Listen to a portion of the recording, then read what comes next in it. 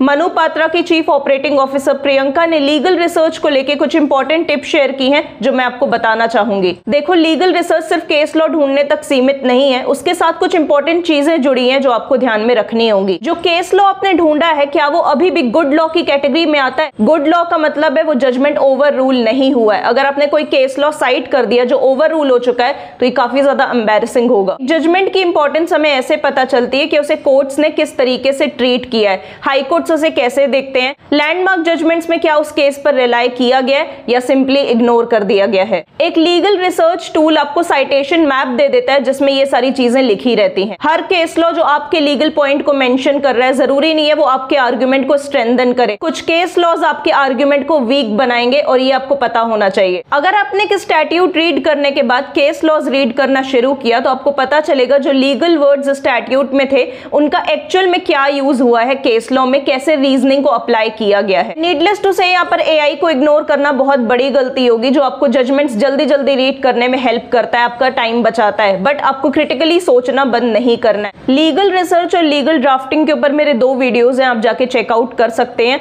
Law students AI कैसे use कर सकते हैं, ये मेरा नेक्स्ट वीडियो होने वाला है। मेक श्योर आप चैनल को सब्सक्राइब कर दें एंड शेयर कर दें, ऐसी बहुत इंपॉर्टेंट इंफॉर्मेशन यहाँ पर आती रहेगी। मैं लॉ स्टूडेंट्स को मेंटरशिप प्रोवाइड करती हूँ, उनकी research paper and resume writing में हेल्प करती हूँ। इसकी सारी इंफॉर्मेशन आप मेरे से इंस्टाग्राम पर आके ले सकते हैं। मेरी इंस्टाग्राम आईडी की डिटेल्स आपको पिन कमेंट में मिल जाएगी।